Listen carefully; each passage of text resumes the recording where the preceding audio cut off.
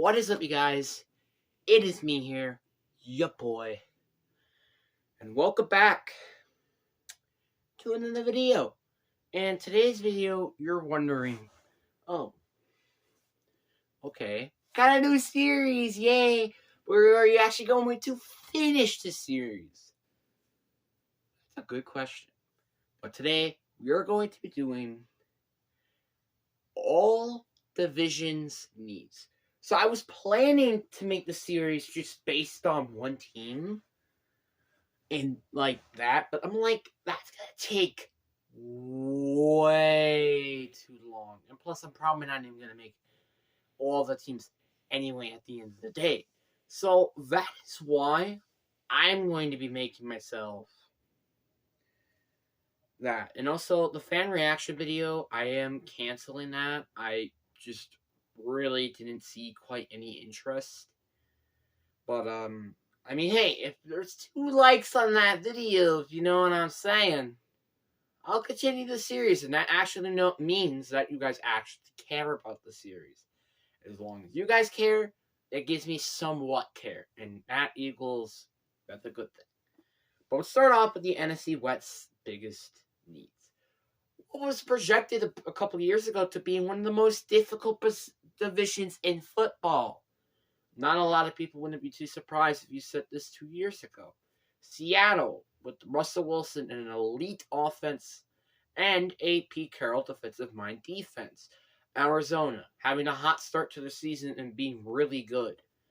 LA Rams, Super Bowl, literal. Like Super Bowl contenders, and Niners, Super Bowl contenders. All of those teams have really good based off really good stuff. But this season, this division has looked a little rocky. But anyway, we are going to be talking about every team's biggest needs. So we're not going to talk about, and we are also going to be including some non-position ones. Now we're going to start off with Arizona. Arizona is definitely a team that is easily going to be tanking soon, mainly because of the Deshaun Watson, the DeAndre Hopkins rumors, Cliff Kingsbury being fired. It's just a recipe of actually them tanking. So, I'm sorry, but that's kind of true for any Arizona Cardinals fans. But we're going to start off with the QB position. Now, am I saying Kyler Murray's terrible? Absolutely not. But, it's kind of like Lamar in a case. Why are you paying this guy so much money when he's not even on the field for the entire season? Now, I get it. This guy had, I think, 2-3 healthy seasons. But yet, this guy is yet to win a playoff game. I don't think the money that he got was well deserved. Kind of like the Geno Smith contract rumor that I've seen. But it's very interesting to me to see if they cut or keep Kyler Murray in the future. Because I don't see him really being that franchise QB to go into the Super Bowl. Unless if they pull off like a freaking Mike Tomlin up there. But, anyway. But, yeah, it's not even just QB that is a big need. Let's talk about the O-line. Probably been one of the team's biggest needs for quite some time. I'm not even kidding with you. This team has sucked for literal years in terms of the O-line. And that's probably one of the reasons why they have yet to win a playoff game. Because they ignore the fact of dressing the O-line. What I would love to see Arizona did was go sign Brandon Sheriff last year. But they had low cap space. And now you're like, why wouldn't they go get an O-line in the 2022 draft? They traded for Marquise Brown. And then you're like, okay, what about the second round draft? Trey McBride, which I'm not saying is terrible. I'm not saying, no, that's a really decent pick either. Yeah, and the tight end is just like the O-line is abysmal. The O-line is straight up abysmal. And if the O-line was, somewhat average, this could really end up being an actual playoff contender.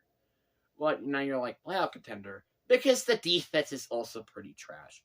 Outside of players like Isaiah Simmons, and Bua Baker and Byron Murphy Jr., there is not a lot of good pieces on this team. Their secondary is very abysmal, despite with Boone Baker, Isaiah Simmons, and Byron Murphy Jr. in there, and also with a lackluster front seven. And boy, don't make me even get started with this. Cutting Chandler Jones was not a really good option.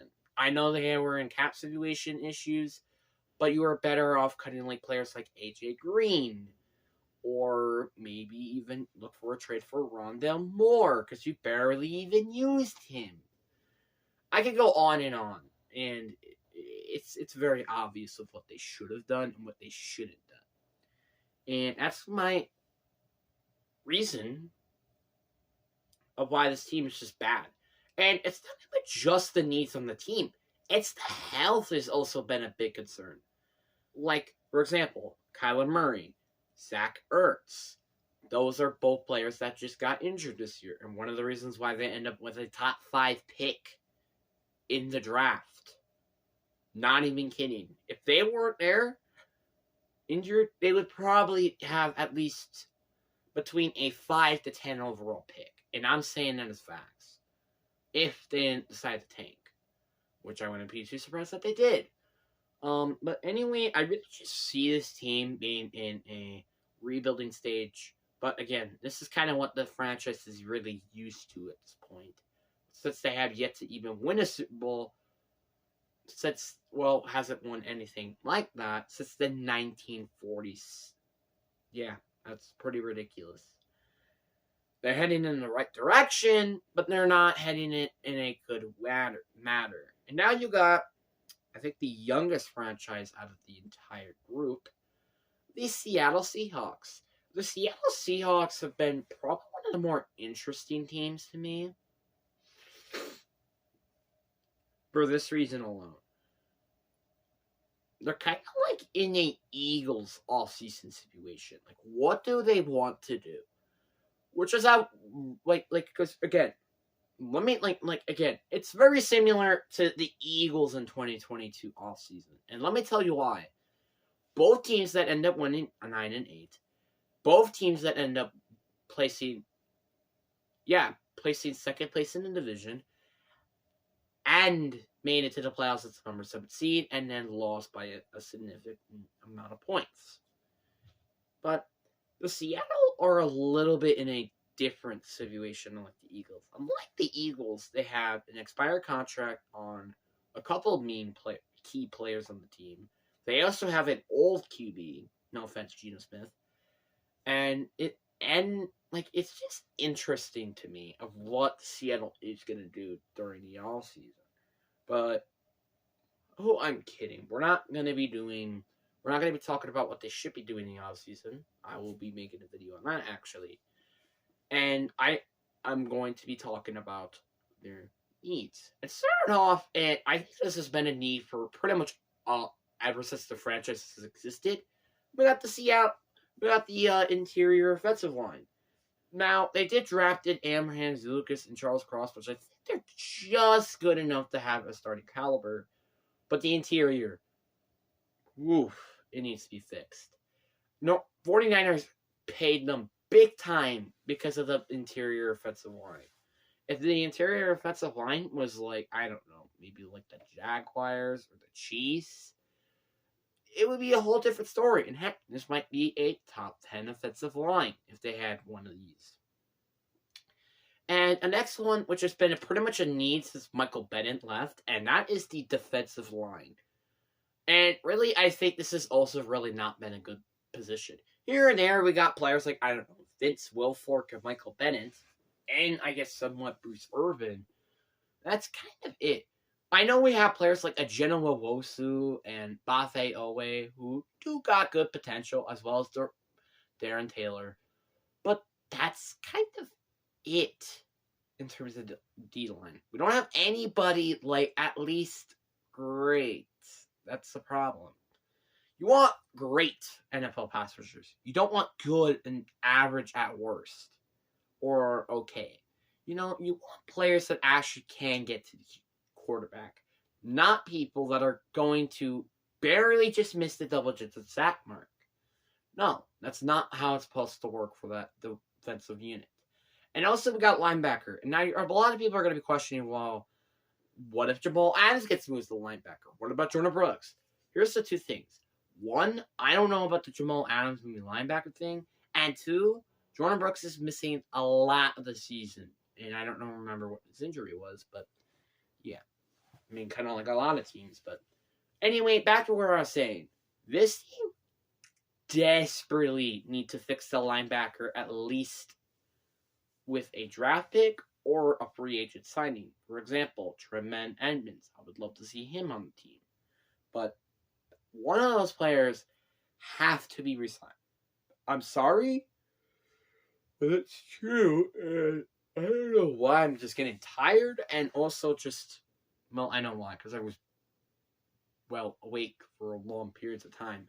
And now I'm getting hiccups, so that's nice.